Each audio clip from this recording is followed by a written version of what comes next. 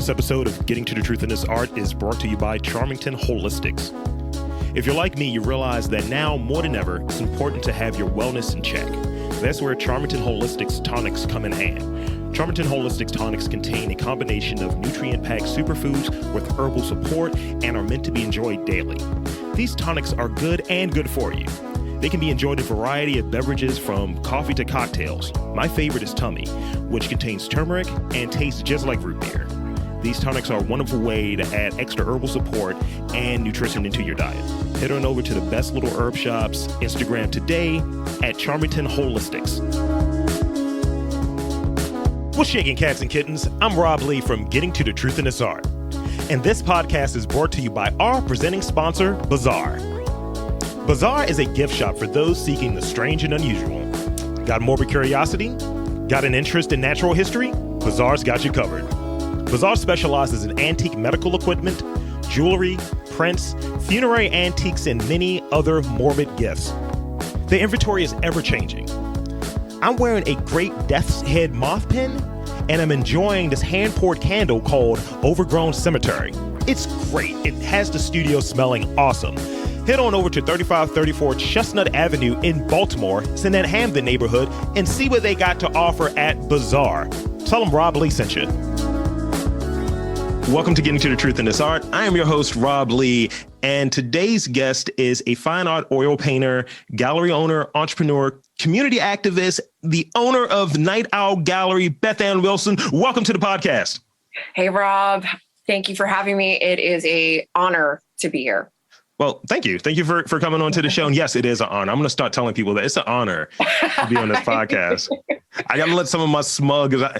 I've noticed that when people listen to my other podcast and they listen to this one, it's like, oh, you're like a docile like kitten on this one. The other ones, you're just like a heel. It's like, let it loose, let it rip. It's got to be, have a crossover appeal. Just got to get the people what they want. For sure. So I came across your Instagram, and then I initially reached out, and then I had Michelle McHugh on, and she was like, "You definitely have to reach out." And I was like, "All right, let's do this." So we're like lady beer nerds together, and my husband is in the world of brewing as well. He works at Oliver Brewing Company, so we're all kind of, all the beer geeks, we're all kind of, family in like a weird way, and Michelle's awesome and super talented. And I can't believe she recommended me. I'm really flattered. It was a great chat. And like I said earlier, before we got started, that I'm a coffee snob and a beer snob. So we may have to trade notes a little bit later, but before I get too far into those weeds. So I give a really general purview of what one's background is, but I like to let the guests really cover it. So share your background and what your current practice looks like. Sure. So I went to MICA, majored in painting, graduated in 2005. Kind of have had an up and down love-hate relationship with painting over the years, just in terms of, trying to make a career of it. I've done different things from working in the world of decorative painting, faux finishes and murals and that kind of stuff to, when I was still in college, I interned at a gallery, actually here in Highlandtown. And that's one of my Highlandtown connections. Got involved in the world of restaurants and bartending after the real estate market crash in 2008, so I was pretty hot and heavy with doing decorative painting, but that all kind of went the way of the dodo around the time that, everybody lost a bunch of money in, all of their investments, and real estate, kind of took a nosedive, so people weren't, having their columns marbleized and, that kind of stuff anymore. So I need to make money. What do I do? Right. It's painting in and of itself, doing commissions and, pet portraits and all that kind of stuff was really, kind of hadn't really taken off for me. I wasn't really finding clients. the way that I had hoped. Again, it was kind of like this whole financial crisis. The gallery that I was interning at was a place called Scavone Fine Art. Dan Scavone and his wife, Liz Lipinski, they were like some of the founding members of the Creative Alliance, 25, 30 years ago back then. And they were running this art gallery. He had also kind of been involved in bartending, like in Bell's Point. And, his mentor advice to me was, hey, if you want to make some money, try bartending because, people always want to drink, Isn't that the truth? They're happy. Yeah. And we have found that out during this pandemic, right? Yep. So times are good, you drink, times are bad, you drink, So, Dan introduced me to the owner of a bar called the Laughing Pint, also here in Highlandtown, and kind of hit it off. And, the rest is history. That was kind of like my introduction into the world of hospitality, the industry, so to speak. And why I'm kind of giving you all that background is that, so I was bartending and, had been waiting tables and eventually worked my way, climb the ladder to, as they say, in different restaurants, over the years, this was probably over the course of 10 years, all kind of doing art, on the side. And I kind of found myself in a, pretty stressful management position, restaurant management. I don't know why I can't get that out. Restaurant management position. It's a hard one. It's a tongue twister. And I was just kind of at the end of my rope. I was working super long hours, burnt out, and finally I was just I can't do this anymore. I don't want to do this anymore. I just wasn't enjoying it. So sure. I kind of just I was I'm done. I put my 2 weeks notice in and I was thank you for this opportunity, but turns out this isn't for me.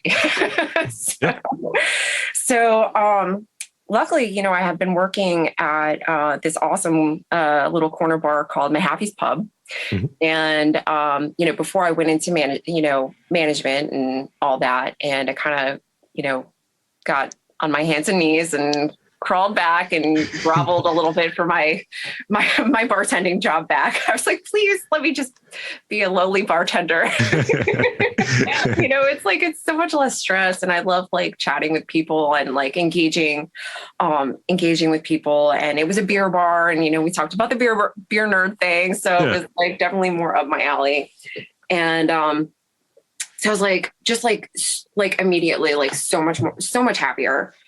And, I'd kind of attempted to, reconnect with, the world of art and sign up for different local email lists and newsletters, that kind of thing. And one day I was, laying in bed next to my husband and I got a email from Highlandtown Gallery, and it was the normal call for artists, opportunities, upcoming exhibitions, that kind of stuff. And then at the bottom of the email, there was a, storefront for rent ad. Yeah. So to make a very, very long story even longer. No, it's good. It's good.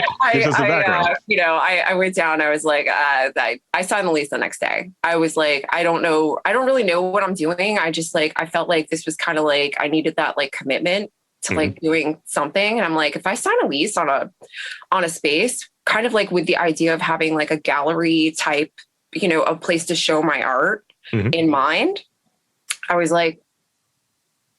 let's do this. Why not? What's the worst that can happen? I can give 3 months notice or whatever. And,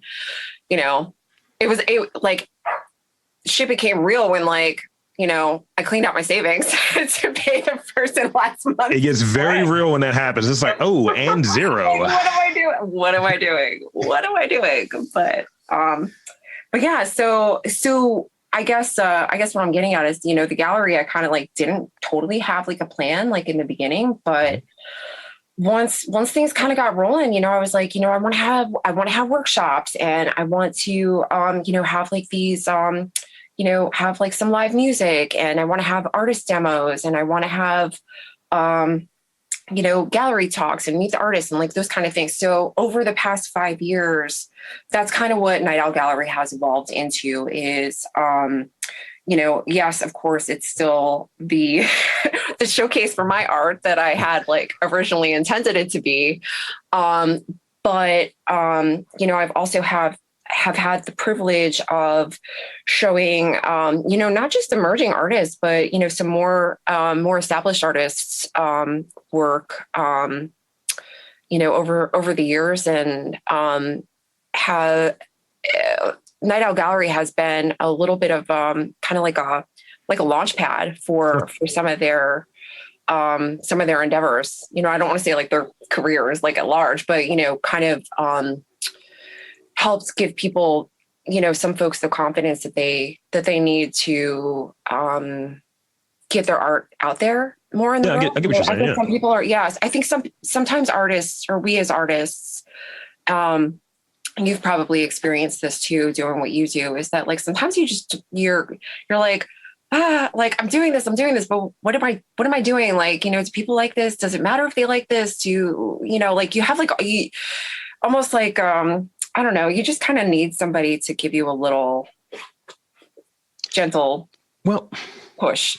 Well, I'll say this, can't relate. No, actually it's soul crushing. It is soul crushing when you're out there trying to, you want to say you're not doing it for other people to see it. And you just want to figure out how to find your space and how to get your stuff out there. But ultimately, we would all just have like galleries or a place to just have our stuff if it's only for us. So you want people to kind of engage with it to some degree. It feels nice to say like, oh, wow, that's a great response. Or someone really liked this episode or whatever it is that you're looking for out of it. We're not only doing it for ourselves. At least I think. And in some of the conversations I've had, it's been a lot of that. Like, yes, it's good to hear when people like my stuff, or it's good to see my stuff out there with other great artists. It's validation. It's validation, but it also gives you some credibility too, and a degree of like, trustworthiness. It makes you an authority in your field, or as somebody that can be, looked to, Yeah. I mean, as I was talking about before, I was just a guy that was just doing a weekly comedy news podcast. And when I started doing this and really putting it out there and having a message that's authentic and that's real, like I wouldn't be doing this podcast. And I remember early on and kind of formatting like what I was going to do for this second season. Cause I only wanted this, what I was going to do for this third season, I only wanted to do 10 episodes, and I'm like recording, I don't know which episode this is at this point. The math doesn't mean anything. Numbers mean nothing.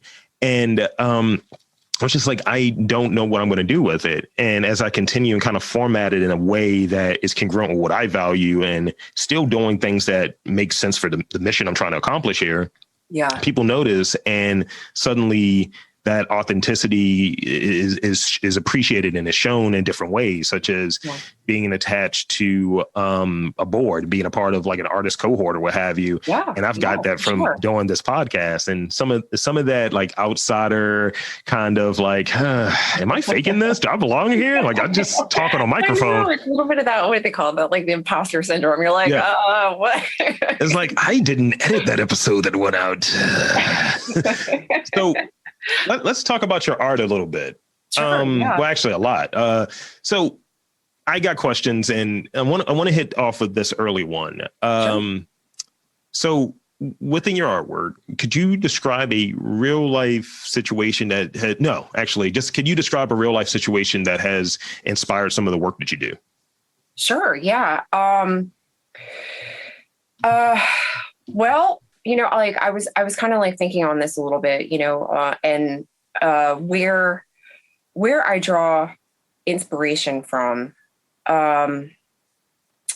it's kind of like actually what we were just talking about. It's kind of like, so you start doing something. And for me, like I I really love painting portraits. It's like one of my favorite things one of my favorite things to do. And, over time, I started, cause I have my work that I do, that's like work that I do for me. And then I have work, I also take on commissions where I do, family portraits or, somebody's dog, like that kind of stuff, So I like to balance my commissions out with, stuff that I, personal projects that I do for myself. Mm-hmm. So I started, kind of just actually, looking at like stock photography for inspiration. I'm not a very good photographer. So like I would try to take my own reference photos and they're always just like, bad. So you can't have all of the talents. you really, so, that was, God did not give me with, a knack for photography. so, I'd like skim through like some, stock photography and I kind of just like, scan for things that I'm like, oh, like that would be fun to paint, or it would just be like, cool, like color juxtapositions, mainly, kind of focusing on, I love painting portraits. I love painting portraits of women. I think that I just love like embracing like femininity and, all different shapes and sizes, body pose, like all that kind of stuff too. So I started doing these portraits and, I came across this one in particular that it was a woman and I don't know, it was like a blog post or something, fashion blog. And it was a woman just like standing in front of like a wall of graffiti. It's pretty, it's kind of cliche. Like you see stuff like that, especially, here in Baltimore, graffiti alley, like everybody goes to graffiti alley to like take their picture, and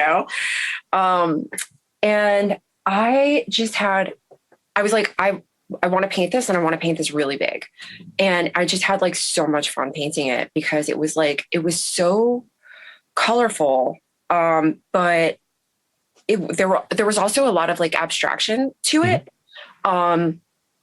So I was kind of, I got to have like the satisfaction of like painting a portrait and realizing a likeness, which I generally strive for when I'm painting portraits, like people, especially with commissions, they want the picture to look like them. I mean, I would never want the picture to look like me. Exactly. Yeah. You don't want to like, you can't really, fudge that too much, so that's something that like I enjoy is kind of like nailing a likeness. It's like, how can I kind of distill that and how can I, portray a person with paint, it's kind of, it gets compared to like, painting gets compared to alchemy a lot, and that's kind of like, it's goofy cliche, but it's kind of what it is. It's like a magic thing.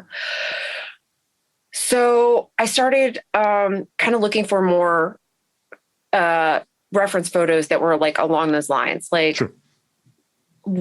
Somebody posing like kind of like in front of graffiti. Mm-hmm. And I kind of, I worked on like this whole series that was like this, maybe did like 10 different paintings. I called them my graffiti girls. And, and what that has like kind of like, evolved into. And I guess when you talk about like finding inspiration, so of course I'm inspired by, street art, by pop art, and, what I'm kind of like in the beginning stages of like starting to do, which I think is like kind of like really fun and exciting, is taking like all of these different elements, and using the computer as a tool to make these like really crazy kind of chaotic digital collages. Mm-hmm.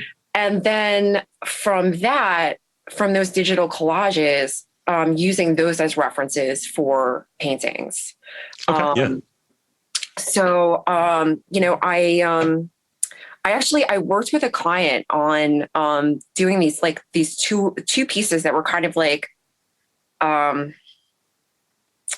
don't know, I call them like pivotal pieces where it's like, it's something that you do. And I'm sure that like you've encountered this also like in doing what you do, where it's like something that like, it's a little bit different.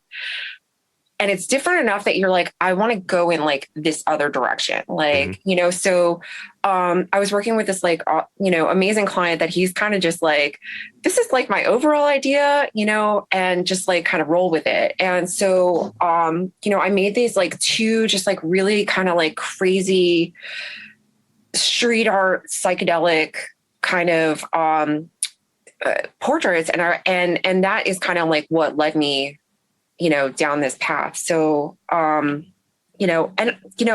like inspired that somebody would like trust me to even do that. Like, here's like, this very loose parameter, just do it. That's how it is sometimes. Like when I go into a barbershop and I literally, I'm just getting a one all the time, just hair just cropped low as possible. Right. And he's like, what do you want me to do with the beard? I was like, dealer's choice. I don't know. Yeah. Sometimes you need somebody else to like, kind of just like, be like, take the wheel. So, give me 3 verbs, if you can, because some people can't do this. 3 verbs that you would use to describe your artwork or that have been used to describe your artwork. Yes. Okay. So the first one that always like pops in my mind is kind of like a funny one. If you're not in like the artosphere. Yeah. So, my paintings, they're painterly.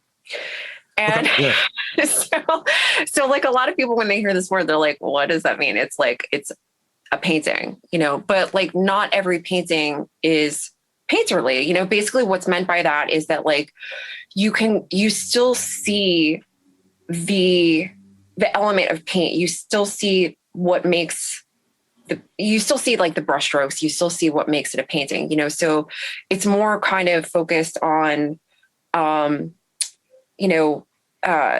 dabs or like, fields and swipes of paint than, being more like linear and like blended out, like softened kind of thing. So I'd say, yeah, first and foremost, my paintings, they're painterly.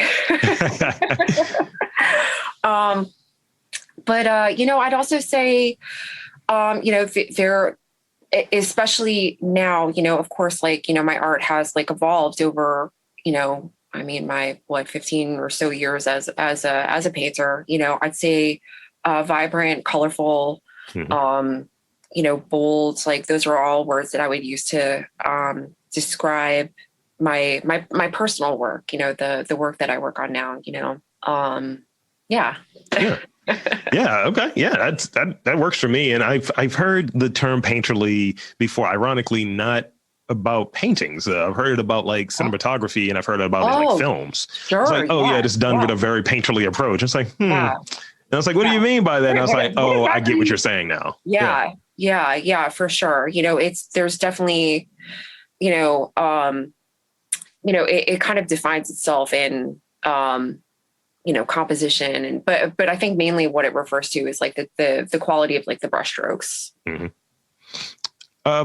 So you touched on one of the tools, I believe, earlier with the computer for that using the computer previously. Yeah. What would you say your most important tool is as an artist? And is there something that you cannot live without in your studio? Yes.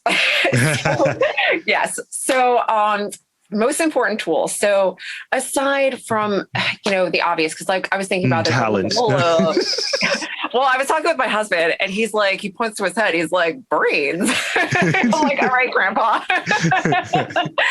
So like aside from the obvious, like paint and a paintbrush, Well, yeah.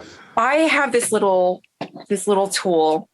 This is called a two bringer. I'm in my studio right now, and I know we're on a podcast and nobody can see this, but this is an amazing tool. You can actually buy them pretty cheap at like beauty supply stores. But they also have them at art supply stores and on Amazon. They're $25 to $30. They are amazing for 2 things. When you paint in oils, a lot of times I lose all the caps. The caps just do not stay on the tubes of paint. Yeah. So what happens is like the tube of paint gets a little skin on the opening. And sometimes it could be like pretty hard to like bust through. So I'll have to take like a little, like a push pin or, like a little nail or something to kind of just like, it's almost like when you're using caulk for the first time, you know what I'm talking about? So I'll do that. And then if you're having like a really hard time with it, the tube ringer, it helps to like squeeze. Got it. Out. Yeah. And, and then also the further down that you get, the harder that the paint can be to squeeze out. So the tube ringer will like literally wring out like that last little drop of paint. And, if we're starving artists, right? Like we don't have the luxury of like leaving like that last like teaspoon of paint, especially, for oil paints, if you're spending $50 on like a tube of like cobalt blue, you don't want to leave any of that on the table. No. So that's also like my budget friendly, like save some money. When that stimmy hits, get that cobalt blue. Yes, exactly. Cobalt blue, get a tube ringer. And I've literally had this one. I bought it in high school. So I'm not going to tell you how old I am, but it's been a long time. Well, it's one of those things. I still have my original. Actually, I'm recording using it right now. My original mixer from 2009. Some things you buy for life. It's a good investment, right? It was a great like $99. It's a Fast Track Pro. They don't make them anymore, and I see knockoff versions of it. And like this M Audio still works a decade plus in, and I know how to use it better than I knew how to then. And in my studio currently, I have like 3 different types of mixers, but this small, ultimately cheaper version still probably works the best for doing something like this. I love that. Yeah, I love stuff like that where it's like, something that is, it's like this cheapy thing that you bought, whatever, and it does like a much better job than anything you could probably ever buy now. Yeah.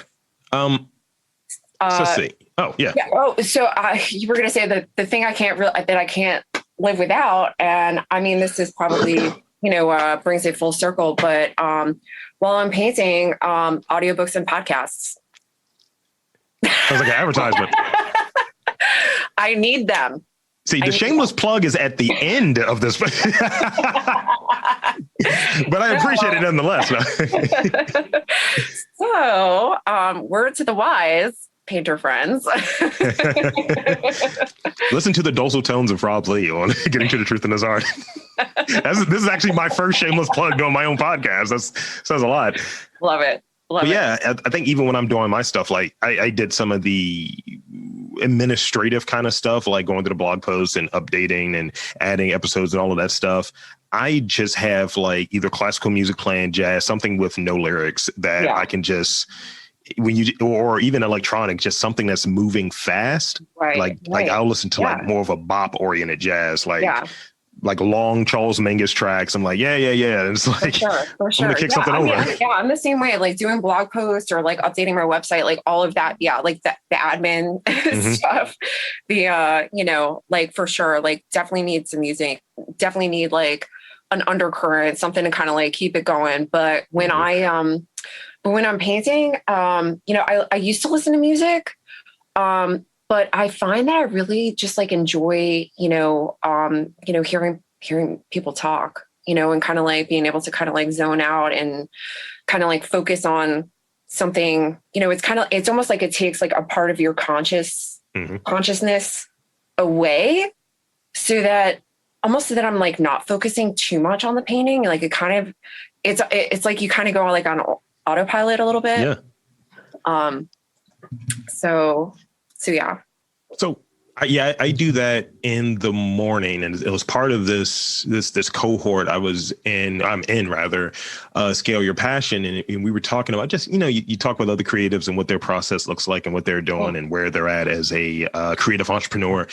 And it was one of these things of having like what your flow is during the course of the day. And mine's generally, and because I've been doing it the entire pandemic, I get up in the morning, I take like a 40 to 70 minute walk. I get coffee during this walk. And generally I'm listening to podcasts. Yeah. And I'm either taking something from it or I'm learning something. And I try to distill at least my philosophy around like this medium or what have you. It's either informative, entertaining, or somewhere in the middle or what have you. And it turns out I enjoy like minutia and trivia and things like that. So I'll listen to lore. I'll listen to that. And it's like, oh, this is great. These people died in this way. Fantastic. Let's get it. It's like one of my favorites. And I've ripped off so much stuff that he does because everything in podcasting is just a rip off. We're all like Roy Lichtenstein. It's great. It's just like, let's just replicate everything. It's all been done before, baby. Like that's the same thing in art. It's like it's a whole conversation, or how can, what can I do that's like new or creative, or, it's all been done before. The personality, it's all been done before. My opinion is the personality with it is what makes it different. I think like you can talk about all the same stuff. Yeah. Yep. It's going to be the same thing. So I got a few more questions before we wrap up. Let's see. I'm going to skip that one because I don't like it anymore. I think you already answered it anyway. Okay. So what is your dream project? Describe your dream project. I almost like don't want to because... Oh, okay. I'm kidding. You take the cop out, live in it. No. So like, my dream project and like long term, would be, I would absolutely love to have like an artist retreat bed and breakfast where, folks can go. So my husband's a musician.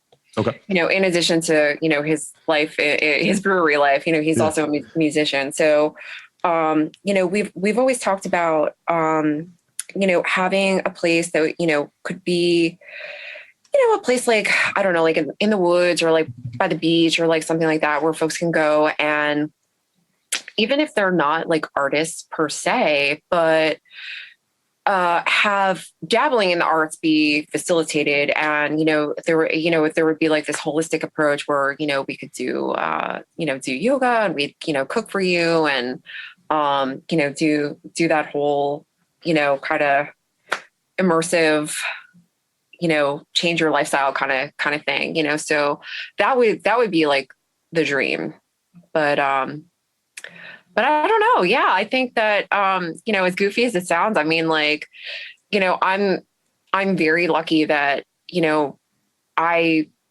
get to work on my dream project like every day, it's like, I wake up and, I can paint, and that's like what I wanted to do when I was like a little kid. Like people would ask me like, what do you want to do when you grow up, little Beth? And I'll be like, I want to be a gallery artist. Like, what does that mean? Like, how, like what? Like this little kid. Like, I don't know. I just like, I always thought that like, I always wanted to be an artist. And there was always like this appeal about like, galleries, which I think a lot of artists kind of like, fantasize about. I'll raise you since you shared yours and you had some trepidation around sharing. I'll share mine. So I've never said it on a podcast before. Oh, yeah. No, please. No, I'm dying. So, back in the day when they were saying, hey, Big Rob, not hey, Little Rob, because I was never really little.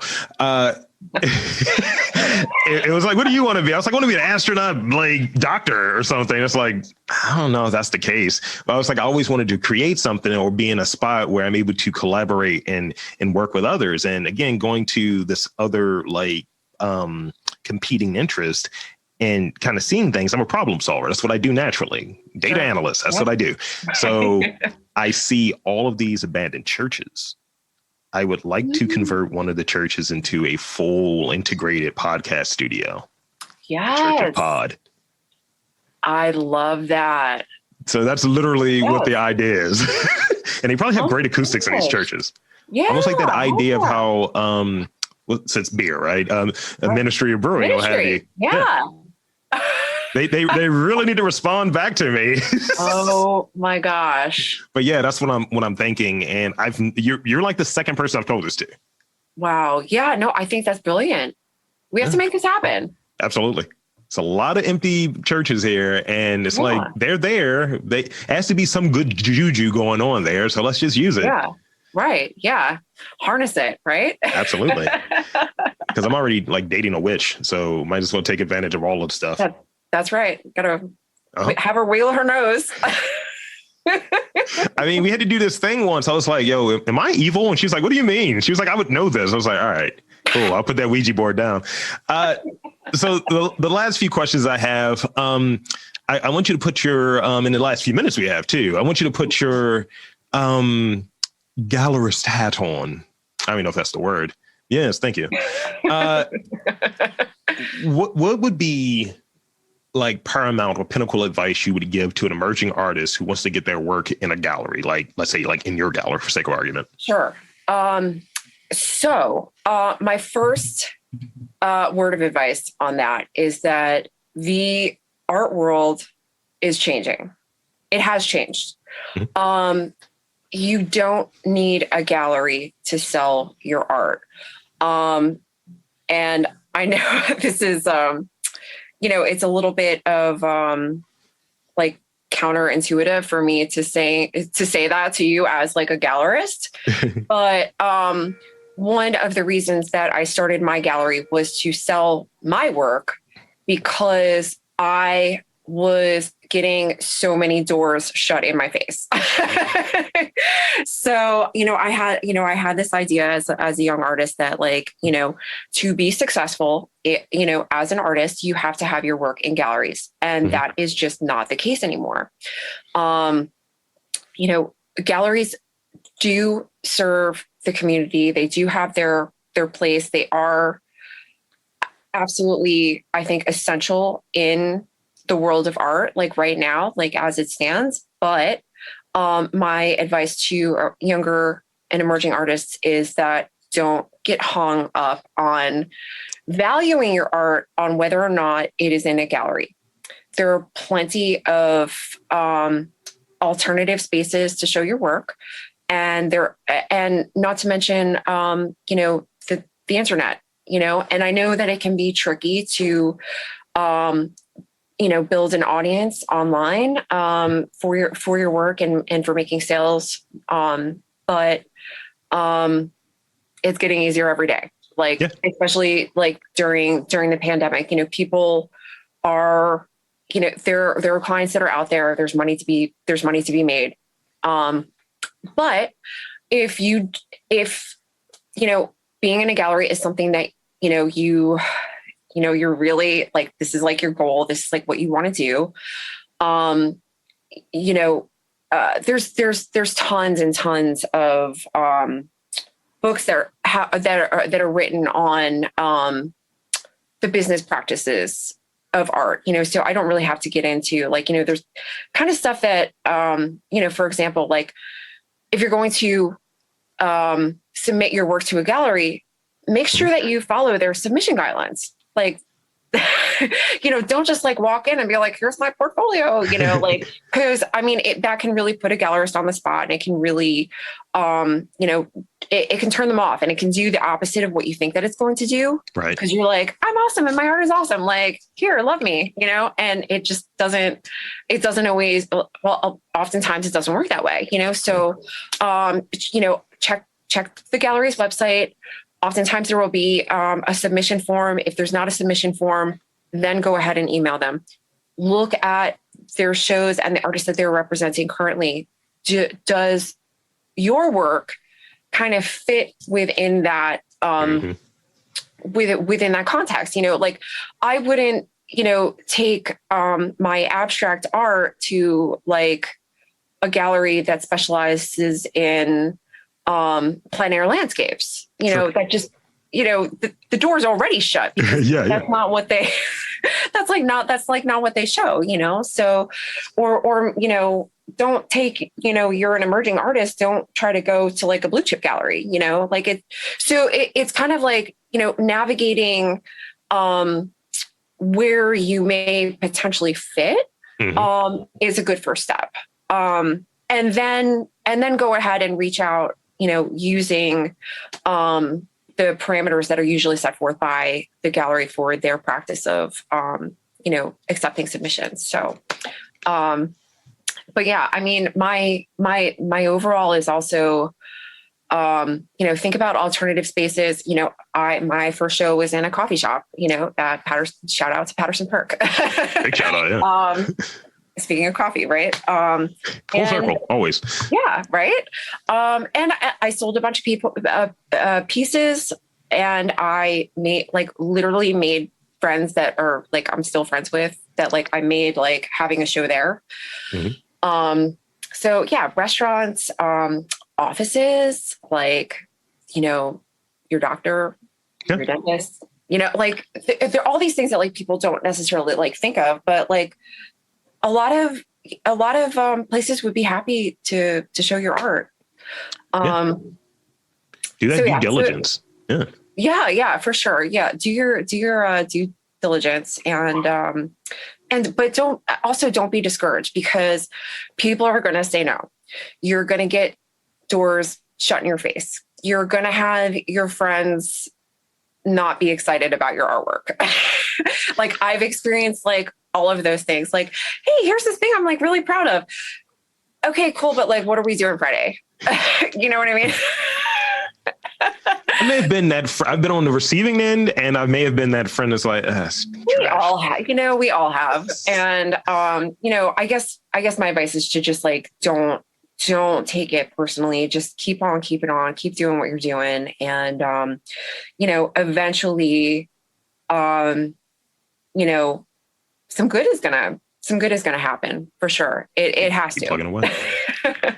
So the last question that I have before we get into shameless plugs. Yeah. The real shameless plugs. So I realize I spelled this really Britishing, so that's odd. But your favorite or most inspirational place in Baltimore? What comes to mind when I mention favorite or most inspirational? Well, this is kind of cheesy, but I mean, it's I thought I tried to think of creative ways to answer this, but I'm just going to be truthful. I love Patterson Park. I live near Patterson Park. It's my favorite place to go to. I go there literally every day. I was there earlier. I have dogs too, so that helps every morning. Sure. Yeah. that kind of is a little bit of some impetus as well. But I love the pagoda. I think the pagoda, the first time I saw the the pagoda in Patterson Park, and for folks that maybe you don't live in Baltimore and you don't know, it's this kind of Oriental style Victorian observatory that was built in the late 1800s. I think it was designed by Latrobe, just as an observation tower, not really serving any other purpose rather than you can walk up it and look far. And it's just such a weird, unique piece of Victorian architecture, and the history of it, how, it was they were going to tear it down in the 70s or 80s. It just had, or maybe it was a little bit longer ago than that, because I think it was restored in the 80s or 90s. I can't remember. I'm not too swinging on the history of the Patterson Park Pagoda, but it's just such a fascinating piece of architecture. So I've painted the pagoda a dozen times. I don't know. It's fun. I've gone there and painted it. I've painted from photos. I've painted, one of my Starry Night series paintings is of the pagoda. So I really love that area of Patterson Park, Butcher's Hill, kind of walking around. I love the way that people kind of do kitschy things in their front, the fronts of their houses. And, so I love I just love wandering around, looking at people's houses and being a weirdo, creeping in. I mean, that's every morning for me. So part of that walk in the morning, I go to Charm Kitchen. Yeah. I get that, and I creep past. It's what's your decoration still up for? That's months ago. Take that shit down. Yes, I know. Yeah, some of the window gallery stuff. Well, the window gallery stuff was really cool. That was back in December. Did you get to see, walk around and see any of that over in Butcher's Hill? No. Didn't really give it. I don't think I really noticed it. They didn't really do a great job, I think, of like publicizing it. This was like the first year that they did it. And gosh, I forget the woman's name, Martha, Stella Dog Creations. Mm-hmm. She kind of put together this like walking tour in Butcher's Hill where people made like little holiday window displays. So there was like a Google map and you could like, take the, your phone and, walk around and check out all the little window displays. And it was cute. It was a lot of fun. I hope, one of these are things that kind of like came out of the pandemic that I'm like, I hope we keep doing stuff like this. I agree. Yeah. Take advantage of that creativity that comes out on the other side of something that like this, that I think causes a reset in many ways. And you get a chance to take an account of the kind of ordinary or the kind of small, but often I think because it's small, because it's ordinary, it gets lost just through time, it gets ravaged by time. Right. So that's kind of it. So any plugs, website, where can he pull up, all of that good stuff? Yeah, sure. So I have two websites. So I have, and they both kind of riff off of each other. So if you only remember one and not the other, they both kind of point to each other. So the first is nightowl.gallery. And the second is Beth-AnnWilson.com. And so the Beth-AnnWilson.com obviously is more, my portfolio, my blog, that kind of stuff. And then obviously the nightowl.gallery is having to do more with like the gallery itself, events that we're having, community events that we're involved in, virtual events that we're hosting, all those kinds of things. So check it out. That sounds great. Social media real quick, just in case. I'm Betty Pates on Instagram and night_owl_gallery also on Instagram. And there are links in the bio to like everything else. Well, there we go. So I want to again thank you for coming on to the podcast. This has been great. It's been informative. It's been my pleasure. And, like I said, I was, I know you were joking about it being an honor, but like it really is. I think that you're doing good things. And I know that you're going to continue to do good things. And the community needs this for sure. Thank you. That's what I'm here to do.